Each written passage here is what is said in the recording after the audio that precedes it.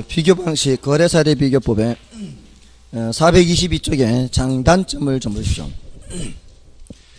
일단 장점은 첫 번째 장점이 가장 큰 장점이에요. 현실성이 있고 설득력이 풍부하다 이렇게 되어 있죠. 우리나라에서 가장 중추적인 평가 방법이에요. 이게 단점과는 반대로요.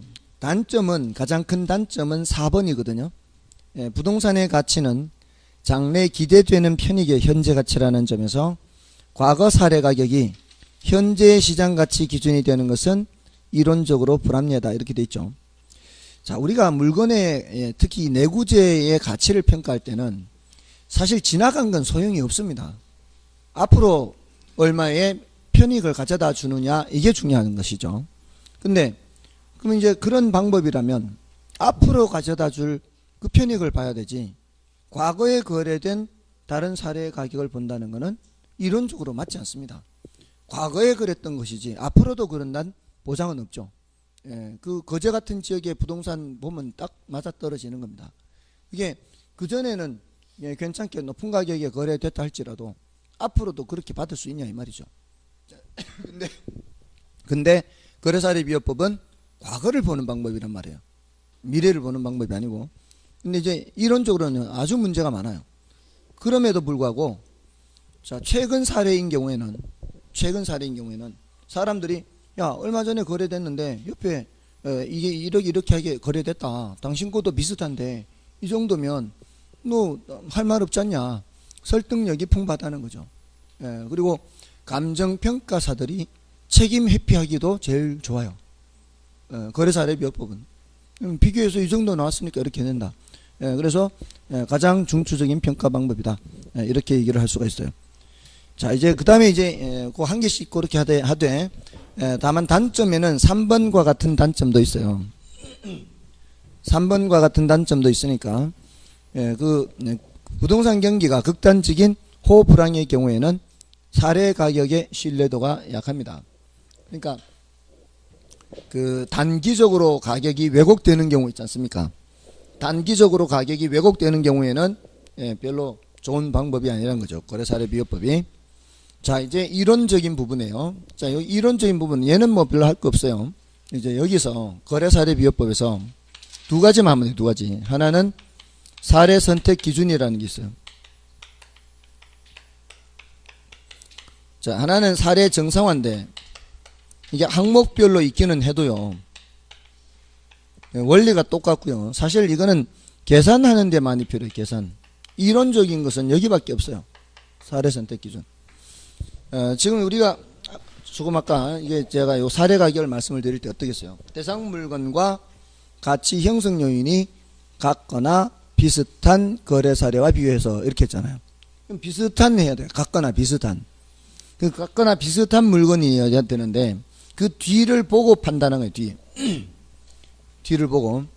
예를 들어서 사정 보정을 해야만 된다면 사례가 사정 보정할 수 있는 자료가 구해질 수 있는지 확인을 하고 사례를 선택해야 되고, 시점 수정을 해야 되는 상황이라면 이게 언제 거래됐는지 그거를 확인할 수 있는지를 보고 사례를 선택해야 되고, 지역도 얘가 지역 요인을 비교할 수 있는지 그 사례 자료를 수집할 수 있는지를 보고 선택해야 되고, 개별 요인도 비교할 수 있는 자료가 있는지 보고 선택을 하라는 얘기예요. 그래서 사례 선택 기준은 다른 게 아니라 그냥 사실직이에요. 사실직이. 사례 선택을 할 때는 사정 보정 가능하냐, 사정 보정 가능성, 또 시점 수정 가능하느냐, 시점 수정 가능성, 그 다음에 지역 요인 비교 가능하냐, 지역 요인 비교 가능성, 그 다음에 개별 요인 비교 가능하느냐, 이거를 보고 선택하라는 얘기예요. 그래서 그냥 순서대로 그냥 사실직이에요. 자, 다시 얘기하자면 사정 보정 가능성은 어떤 경우예요?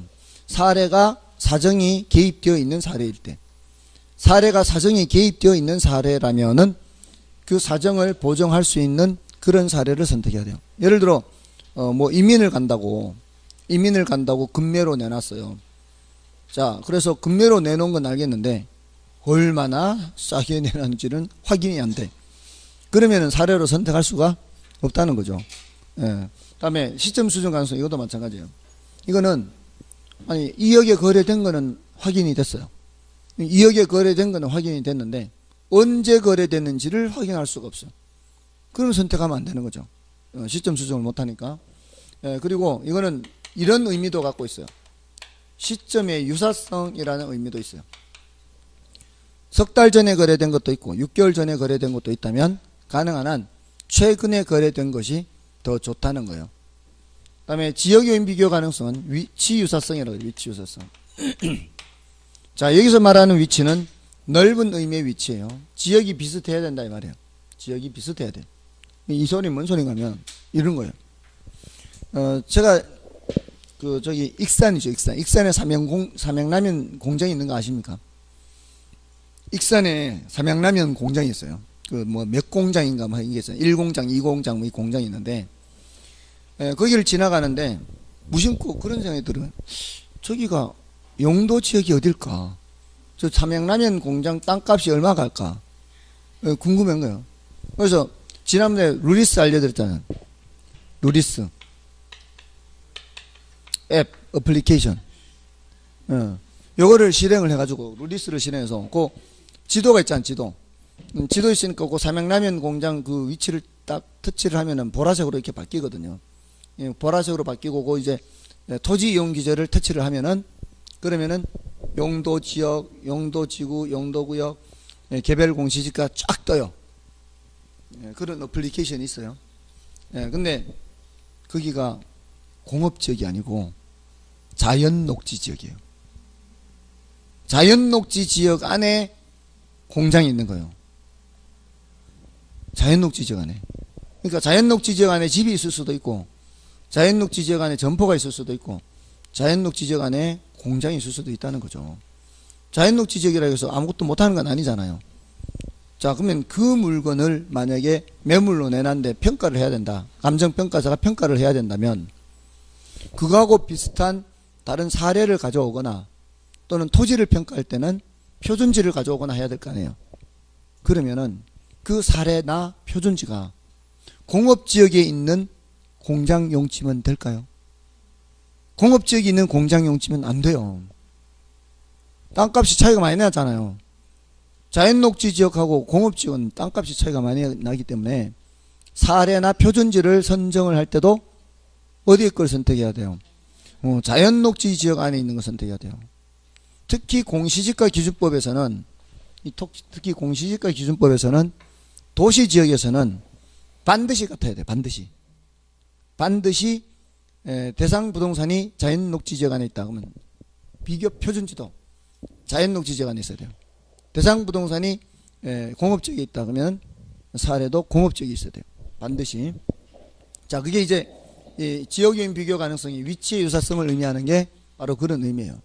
자, 그러니까 마찬가지로 점포가 상업지역에도 있지만 주거지역에도 점포가 있잖아요. 근데 대상 부동산이 주거지역에 있는 점포예요. 그러면 사례도 주거지역에 있는 점포를 가져와야 된다는 거죠. 그게 이제 지역유인 비교 가능성, 위치 유사성이에요. 그 다음에 개별유인 비교 가능성은 이제 물적 유사성이라고 해서 얘는 대상 부동산이 빌라면 사례도 빌라, 대상 부동산이 아파트면 사례도 아파트. 이게 이제 물적 유사성이에요. 자, 이게 이제 사실직이에요. 자, 이게 사례 선택 기준이란 거예요. 자, 사례 선택 기준은 뭐 이 정도고요. 다음에 423쪽이 그 참고 박스는 난이도가 좀 높아요. 이것도 이제 사례와 관련된 내용인데 요거는 이제 중요도 면에서는 난이도가 높아서 나중에 이제 더 심화 과정에서 하면 되고요. 사례 부동산의 정상화. 자, 요거를 보면 돼 있어요. 요거는 계산 문제 때문에 필요해요. 사례 정상화는.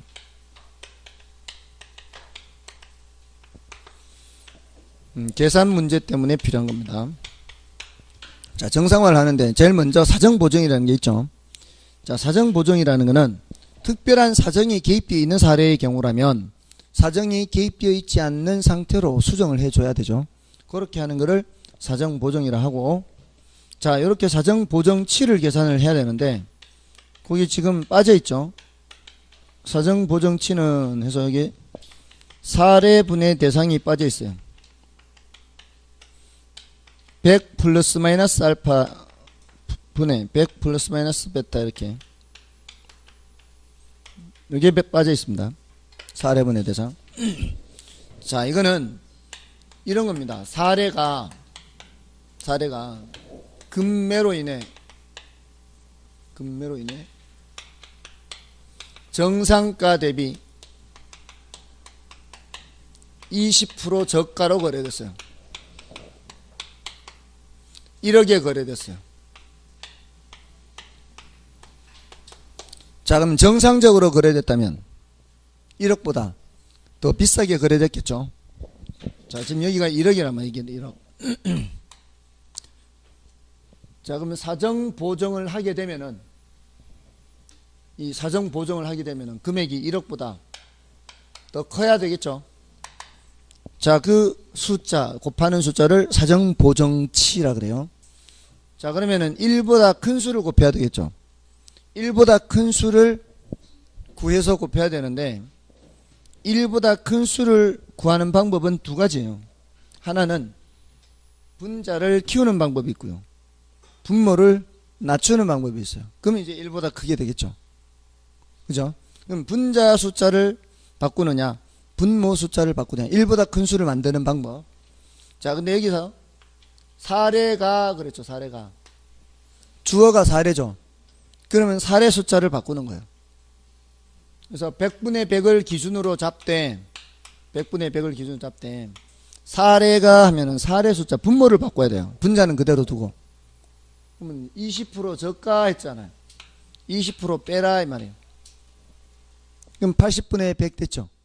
80분의 100 되면 1.25 되는 거예요. 그러면 이제 저기다 1.25를 집어넣으면 되는 거예요. 됐나요? 간단해요. 이게 사정보정치는 이렇게 하면 돼요. 사정보정치는. 자, 근데 뒤에 이제 순서는 시점 수정인데 지역 요인 비교와 개별 요인 비교를 먼저 설명할게요. 지역 요인 비교와 개별 요인 비교를 자, 왜냐면 여기 이제 종합적 비교법이 있고요. 여기 이제 평점법이 있는데 요거는 그나마 좀 이론에 해당하는 거예요. 종합적 비교법과 평점법은 그나마 이론에 해당하는 거고. 자, 종합적 비교법이 이렇게요. 대상이 종합적으로 5% 우세 이렇게 해요. 자, 이번에는 누구예요? 대상이죠. 자, 이 사정보정치 계산하는 것뿐만이 아니라 지역 요인 비교치나 개별 요인 비교치 모두가 원칙이 다 사례분의 대상이에요. 자, 여기서 대상이 종합적으로 5% 우세 하면은 사례분의 대상 100분의 100을 기준으로 잡는데 이제는 어떤 숫자를 바꿔야 된다고요? 분자를 분자를 5를 더하라는 얘기예요. 5% 우세. 그러니까 뭐를 찾아야 되는 거예요? 항상 이 주어를 찾아요. 주어를. 예, 이렇게 해서 1.05 100분의 105 1.05가 되죠. 예, 이렇게 하면은 이제 이게 종합적 비교법이요. 종합적 비교법은 이걸 항목을 나누지를 않아요. 근데 평점법은 이렇게 항목을 나눠요. 가로 조건, 접근 조건, 환경 조건, 행정 조건, 획지 조건, 기타 조건 항목을 나눕니다. 이렇게 해서 이제 사례와 대상을 비교하는 거예요. 보통 사례를 100으로 잡습니다. 이렇게 해서 뭐 110 같은 거는 볼 필요 없고요. 다른 것만 보면 되는 거예요. 다른 것만 이렇게. 그러니까 다른 것만 보면 되죠. 이렇게 접근 조건, 또 행정 조건, 획지 조건 이런 것만 보면 돼요. 자, 여기서도 뭐예요? 사례분의 대상이에요. 그럼 사례분의 대상하면 어떻게 해요? 100분의 110. 이제는 1.1 바로 나와도 되죠. 100분의 110이니까. 자, 그거는 100분의 105. 그럼 뭐예요? 1.05. 이거는 100분의 90 하면 0.9 이렇게 되겠죠. 자, 이걸 이렇게 해서 다 곱해요. 이렇게 곱하기 하는 거 곱하기. 그러면 이걸 상승식이라고 해요. 상승식. 서로 곱하는 방식이다. 서로 곱하는 방식. 상승식. 자, 이렇게 하면 이게 뭐예요? 평점법이에요. 평점법으로 개별 요인을 비교한 거예요. 예, 이게 종합적 비교법으로 개별 요인 비교하고요. 자, 그런데 전부 다 이제 사례분의 대상, 사례분의 대상 똑같잖아요. 자, 여기서 이론적으로 비교하는 거예요. 이론적으로. 종합적 비교법과 평점법 중에서 어떤 것이 더 객관적이다. 평점법이 더 객관적이다. 이게 더 주관적이다. 이렇게 할 수 있죠. 이게 더 번잡스럽고 이게 더 간편한 방법이죠. 번잡스럽지만 객관적이고 간편하지만 주관이 개입될 여지가 더 많다. 이렇게 얘기할 수 있죠. 자, 그게 이제 이론 부분이에요. 이론 부분이 뒤에 거의 없잖아요. 그리고 이론 부분이 여기 이제 하나 더 있어요. 지금 여기 획지 조건이 더 들어가 있죠.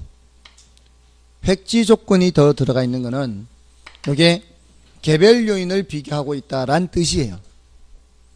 획지 조건을 빼면은 가로 조건, 접근 조건, 환경 조건, 행정 조건, 기타 조건 이렇게 남죠. 이거는 지역 요인을 비교하는 거예요. 지금 어떤 항목들이 있는지를 보고 이거는 지역 요인을 비교하는 거네. 이거는 개별 요인을 비교하는 거네. 요거 보고 판단하는 거예요. 우리 시험에 이렇게 나온 적도 있어요. 10년 넘었는데 최근 10년은 아니고요. 1, 2, 3, 4, 5 이렇게 써놓고 다음 중 지역 요인 비교 항목이 아닌 것은 지역 요인 비교 항목이 아닌 것은 획지. 획지는 그 땅이니까 그 땅을 말하는 거니까 지역을 말하는 게 아니란 말이에요. 자, 그렇게도 출제된 적이 있어요. 자, 이러면 이제 남은 거는 시점 수정 하나밖에 없어요. 이 비교 방식에서는. 자, 비교 방식에서는 시점 수정 하나밖에 없는데, 이거 이제 사시지계잖아, 사시지계. 사정보정 치든, 지역요인 비교 치든, 개별요인 비교 치든, 사례문에 대장 했고요. 자, 요 시점 수정은 두 가지 방법이 있어요, 요거는. 하나는 지수법이 있고, 하나는 변동률법이 있어요. 지수법은, 이건 뭐 사례분의 대상하고 똑같아요. 지수법 뭐라고 되어 있어요? 거래 시점의 가격 지수분의 기준 시점의 가격 지수 이렇게 됐죠. 자, 이 거래 시점이라는 게 사례. 사례의 거래 시점 지수분의 대상의 기준 시점 지수 이렇게 문제에서 줄 때 이렇게 기준 시점 지수와 거래 시점 지수를 줘요. 숫자로. 이걸 100으로 주고 예를 들어 이걸 105로 줬다. 그럼 그동안의 가격이 올랐다는 얘기예요. 거래됐을 때부터 기준 시점까지 가격이 올랐다 이런 뜻이에요. 이렇게 하면 이제 1.05 해서 곱하면 되는 거죠. 자, 요거는 이제 지수법이고 변동률법에서는 변동률을 주거든요. 변동률. 근데 변동률을 이렇게 줘요. 연 5%다. 연간 5%다. 그러면 1 플러스 뭐 하는 거예요? 0.05 하는 거죠. 근데 이게 2년 지났다. 5%씩 2년 지났다. 그러면 어떻게? 제곱하면 되는 거고요. 됐나요? 또 어떤 경우에는 아예 그냥 이렇게 해요. 1월 1일부터 지금 기준 시점이 10월 1일이다. 그러면은 1월 1일부터 10월 1일까지 5%다. 이렇게 줘요, 그냥. 그러면 이제 그냥 1.05 하면 되는 거예요. 그 기간 동안 올라가는 만큼만 반영하면 되니까. 그러니까 변동률법은 1 플러스 뭘 하는 거예요? 1 플러스 변동률 하는 거예요. 1 플러스 변동률. 근데 이게 뭐 2년이다, 3년이다 하면 이제 지수를 2 쓰고 3 쓰고 하면 되는 거고요. 자, 이게 플러스로 주면은 가격이 올라간 거고, 마이너스로 주면은 가격이 내려간 거예요. 그러면 1 마이너스 0.02 하면 되는 거예요. 플러스는 1 플러스 하고, 마이너스 1 마이너스 이렇게 해서, 그러면 0.98이 되겠죠. 예, 그럼 이제 가격이 내려간 것이 반영이 되는 거죠. 그런 정도입니다. 이렇게 특별한 것은 없고요. 다만, 그 이론적으로 시점 수정의 디귿 있죠.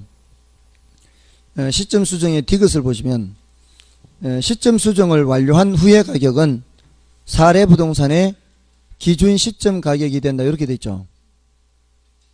요거 조심해야 돼요. 이거 이제 이론적으로 물으면 여기에 이제 좀 어렵게 물으면은 요걸 틀릴 가능성이 많아요.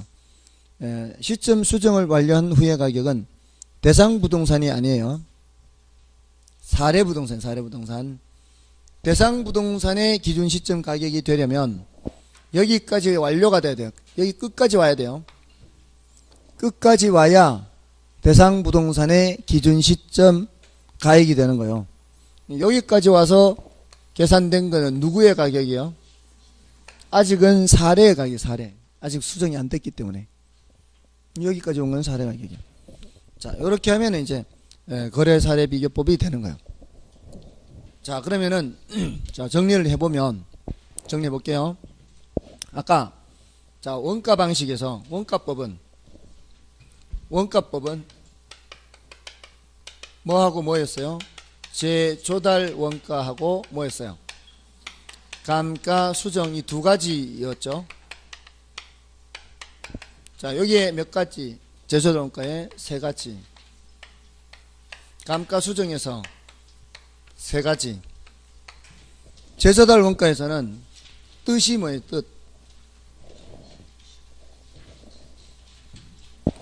뜻이 기준 시점 현재 적정 원가 총액 이렇게 했죠. 다음에 산정은 무슨 방식 기준? 도급 방식 기준에서 재조달 원가는 표준적 건설비 더하기 부대비용. 그래서 그 원가라는 의미가 단지 직접 재료비 이런 것만 얘기하는 게 아니라 간접 재료비라든가 이윤까지 포함하고 부대비용까지 한 그 전부 다를 말해서 새것 가격이라고 해서 새것 가격. 다음에 그 종류에 복제원가와 대체원가 있었죠. 복제원가를 이용할 때는 기능적 감가를 해야 되고 대체원가를 이용할 때는 기능적 감가를 하면 안 되고, 아주 중요한 차이죠 그게. 그리고 복제원가는 물리적 동일성, 그 다음에 저거는 기능적 동일성, 대체원가는. 그 다음에 여기서는 감가 요인이 있었죠. 감가 요인은 물기경 이렇게 나눠서 내부 요인이냐 외부 요인이냐. 경제적 감가는 외부 요인, 기능적 감가, 물리적 감가는 내부 요인. 특히 기능적 감가에서 조심해야 되는 게 건물과 부지의 부적합하고요, 형식의 구식화, 요거는 기능적 감가입니다. 물기경 이렇게 해서 구별을 할 수 있어야 되고, 요거는 이제 외부 요인이고. 다음에 감가 수정 방법이 있었죠. 감가 수정 방법에서 제일 중요한 거는 무슨 법? 정액법이에요. 정액법. 정액법이 제일 중요하고, 이렇게 매년 감가 일정하고, 정률법은 이렇게 매년 감가에 체감하죠. 요거 두 개 비교해서 초기에 누가 더 많이 감가되느냐, 그래서 적산가액이 누가 더 적냐 요거 비교하면 되고, 그 다음에 상환기금법은 이제 곁다리로 끼는 건데, 가장 큰 특징은 이자를 고려한다. 감치임계수를 곱해서 이자를 반영해서 화폐시장가치 고려해서 이자를 고려한다는 특징이 있고, 다음에 이제 뭐 추가적으로 뭐 관찰감가나 분해법 이런 게 있다 그랬죠. 눈으로 보는 방법이나 분해법, 물기경 요걸 쪼개서 다시 치우가능 불응치우는 이렇게 하는 게 분해법이에요. 다음에 이제 감가수정과 감가상각 비교하는 게 있었죠. 감가수정, 감가상각 비교하는 게 있었어요.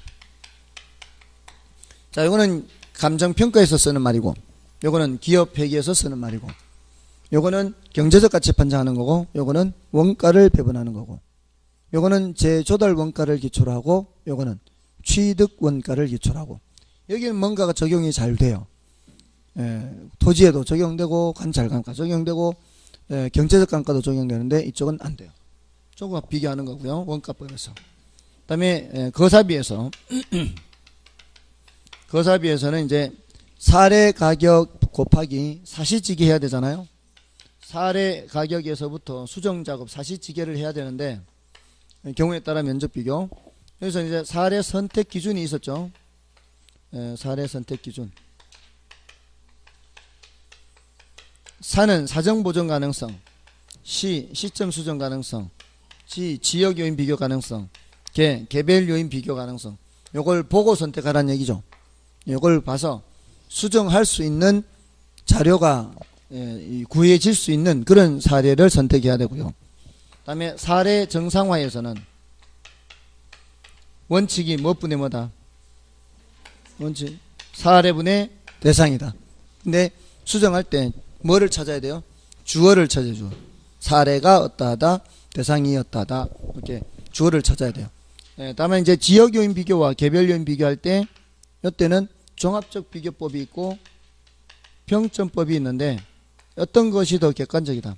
평점법이 더 객관적이다. 평점법은 여러 가지 항목을 나눠서 하는 거다. 그래서 각각을 차이 나는 것만 비교해서 곱하는 거를 이제 상승식이라 그래요. 상승식. 그 평가 항목에 획지 조건이 있으면 개별 요인을 비교하는 거고 없으면 지역 요인을 비교하는 거다. 그럼 된 거예요, 이게.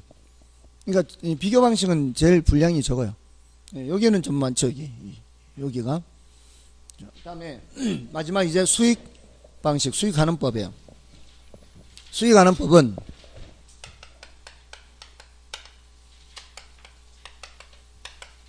자, 수익환원법은 수익 가격을 어떻게 구하죠? 순수익 또는 순영업소득 나누기 뭐 하는 거예요? 나누기 환원율 해요. 나누기 환원율. 자, 지금 계속 수업을 어떻게 하고 있는가 하면은 3방식에서 공식을 적어 놓고 그 공식의 항목들에 대해서 이론 정리하고 있죠. 공식의 항목들에 대해서 이것도 비사사시지계면 해놓고 사례 가격에서부터 사시지계 요 항목에 대해서 이렇게 사례 선택 기준하고 사례 정상화도 그 항목별로 사례 정상화를 했죠. 그런 것처럼 자, 여기서도 순수익 나누기 환원율을 해서 수익 가격을 구한단 말이에요. 그럼 정리해야 될 게 뭐하고 뭐가 있어요? 순수익하고 환원율에 대해서 정리를 해야 돼요. 그럼 순수익에 대해서는 할 게 별거 없어요. 이거는 뭐 이론적으로 비중이 크지도 않아요. 90% 이상이 여기에요. 90%. 그럼 순수익이 뭐냐? 자, 이렇게 해야 되는데 일단 지금 요것도 이제 의의를 읽어볼게요. 개념을 읽어보고 개념부터 하고 들어갈게요. 자, 425쪽에 수익환원법. 수익환원법이란 대상 물건이 장래 산출할 것으로 기대되는 순수익이나 미래 현금 흐름을 이렇게 하고 있죠. 순수익이나 미래 현금 흐름. 순수익은 환원율로 환원하고요. 지금 그 뒤에 순수익이나 미래 현금 흐름을 환원하거나 할인하여 이렇게 돼 있죠. 순수익은 환원하는 거고 미래 현금 흐름은 할인하는 거예요. 그러니까 미래 현금 흐름은 앞으로 예상되는 이 미래 현금 흐름을 다 계산을 해야 돼요. 앞으로 이제 20년이 남았다. 잔존 연수가 20년이다. 그러면 이 미래 현금 흐름을 계산을 하는 것은 매년의 흐름을 다 계산해야 돼요. 첫 번째, 두 번째, 20년간 이렇게 계산한 거는 현재 가치로 할인한다 그래요. 할인. 이때는 할인율로 할인한다 하고요. 자, 요거는 뭐냐? 요거는 앞으로 20년 남았는데 앞으로 예상되는 1년치 순수익을 예상해요. 1년치 순수익.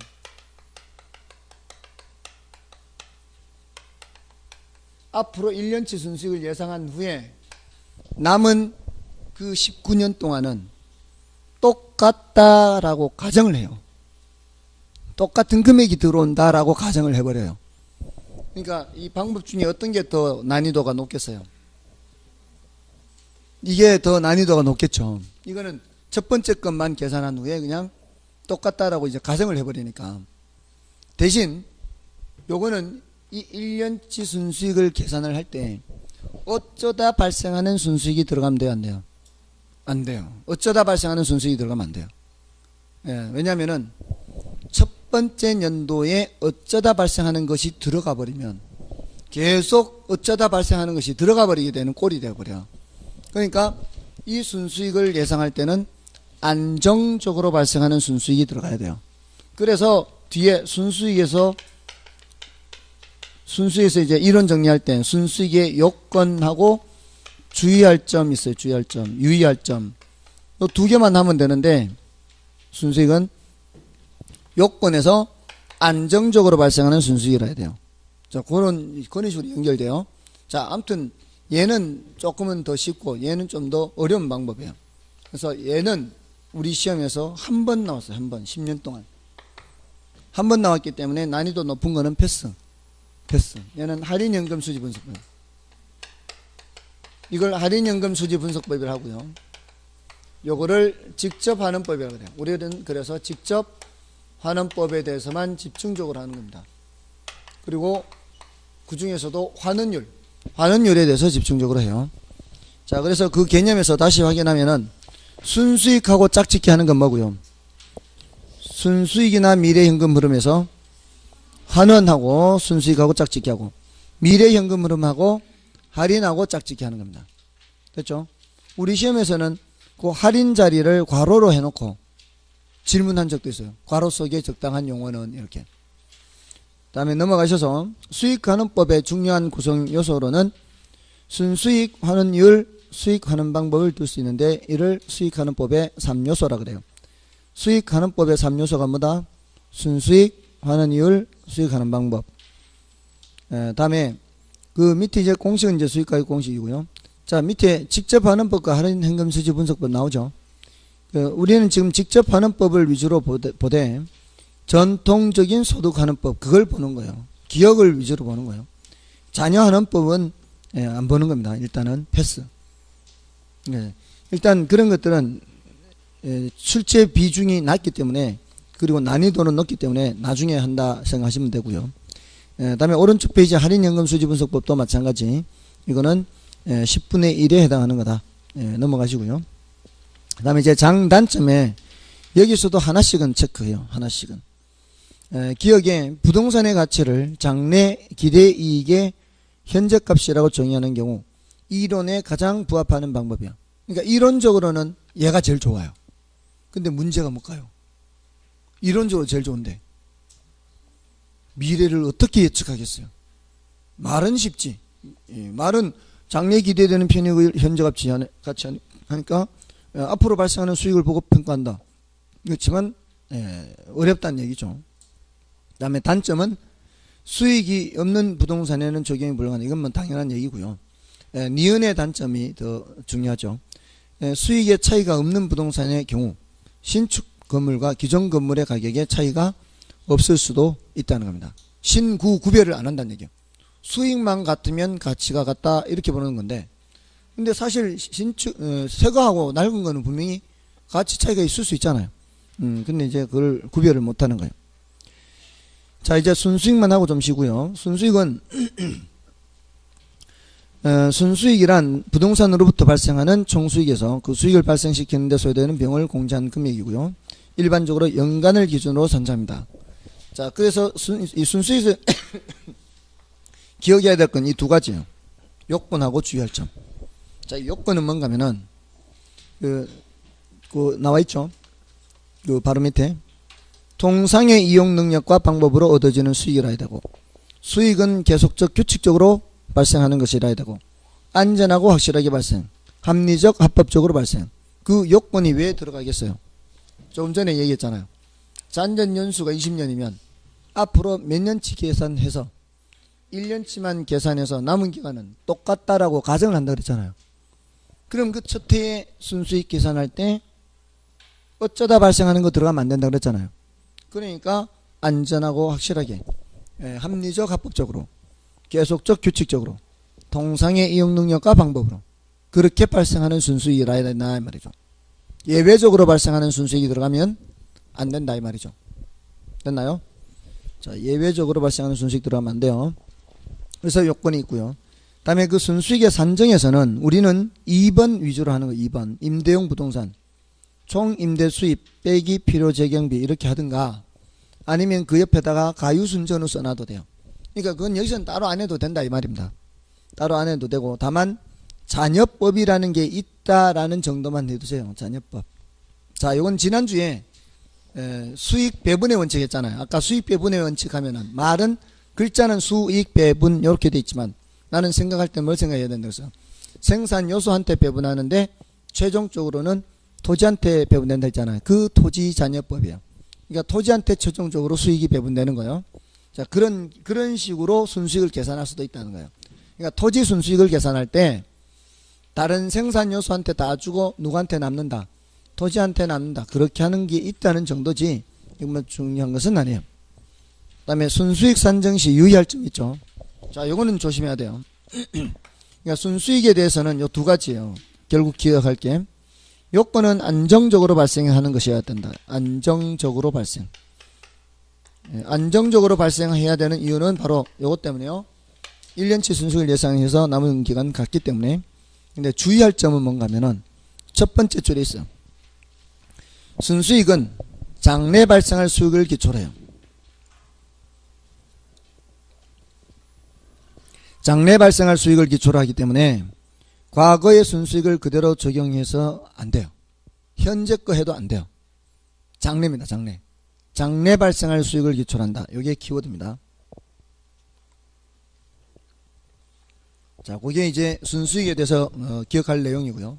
이제 남은 거는 전부 다 수익환원법에서는 환원율 얘기예요. 환원율 얘기가 압도적으로 중요합니다. 거의 대부분 환원율에서 출제가 되고 있으니까. 그래서 이거는 좀 쉬고 하도록 하겠습니다.